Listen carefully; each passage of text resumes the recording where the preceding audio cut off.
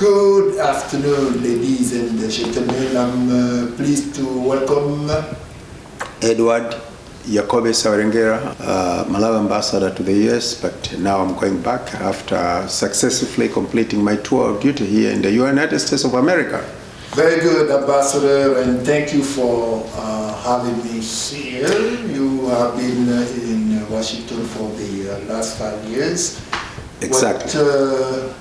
What do you think you have been able to accomplish? I'm going back a happy man because the last 5 years, although the last two, I think the world was actually beset with the pandemic, so there was little activities. But the first 3 years, I would say, it was an exciting period because it was the year I saw ourselves as Malawi doing a lot, lobbying and also collaborating with the senior officials of United States of America.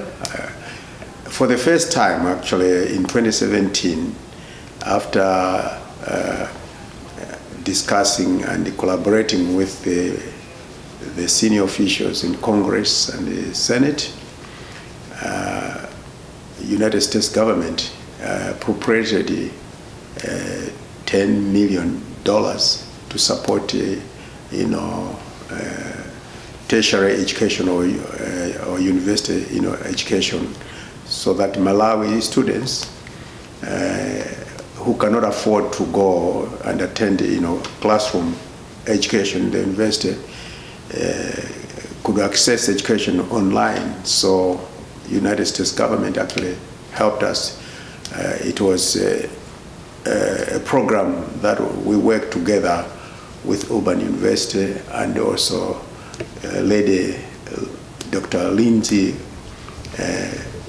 who actually supported us. I want to thank the government of the US for actually introducing the AGOA.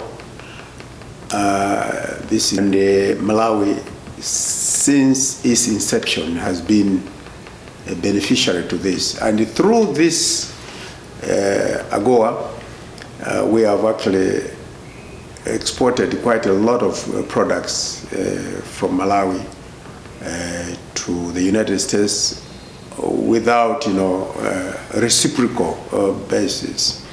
Although I would say Malawi has not benefited much from this program, but that opportunity is there. It's just a question of polishing. So the remaining 2-3 years that are remaining, I think Malawi is planning is put in place, a strategic plan that will help it to actually benefit from this. But also the African group of ambassadors agreed to request the American government to extend beyond 2025 when the current, act is going to expire.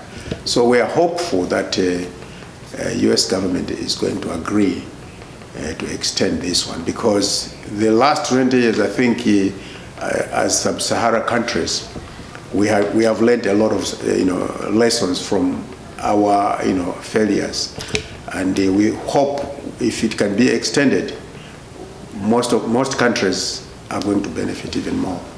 Yeah, most observers agree that AGOA is a very good opportunity for African economy, but if you look at it very carefully, in the past 20 years, actually a very few countries have been able to fully take advantage of this law. In Malawi or elsewhere in Africa, what do you think what's need to be done to make that happen? I think there are quite a number of things that need to be done. Like Malawi, most of the products that we are exporting to America, most of them are raw products. What we need to do is to process them. So through various programs like the USAID in Southern Africa, they are helping some entrepreneurs, especially in the group of small and medium enterprises, to actually improve their capacities in processing, so that we can add value. What should be coming here are already processed, products, as opposed to sending, raw products. What it means is when you sell a product raw, you are also sending away, employment, because you are depriving people in your country jobs.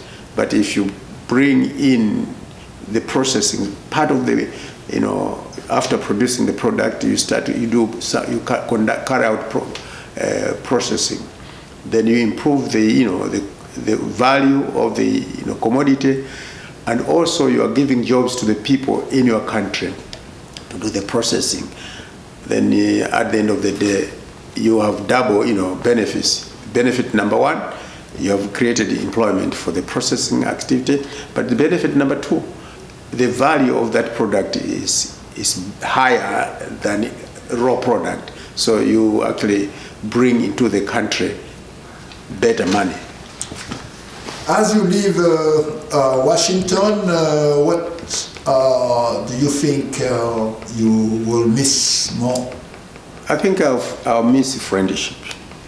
I developed a lot of friends in Washington, in the diplomatic circles, but also outside the diplomatic circle. I had created a lot of friends, international as well as friends from my country, those that have settled there and they are residing here. But one thing which I'm happy about is that during my time when I was here, I managed to bring together most Malawians who are residing here. We have formed what we call Malawi Diaspora Network. And I believe and I look forward to see this network growing bigger, and then it's going to actually start focusing on their country back, and possibly conducting quite a number of investments, and also supporting quite a number of projects the Malawi government may be thinking of initiating for the Malawi citizens. So I'm going to miss people like you, and also quite a number of them. What's the future hold for you yourself as you return to the country? I'm going back as a retired officer, and I want to go back to my original profession, which is agriculture. I've got a few hectares which I want to go and develop, a beautiful horticulture farm supported by livestock productions, and I hope that is what is going to keep me going. I think my last day in this world, I want to spend time doing that. On that, I thank you very much, Ambassador. You're most welcome. Thank you so much, and I wish you all the best, and although belated, Happy New Year to you. Same to you. Thank you. Bye-bye. Bye-bye.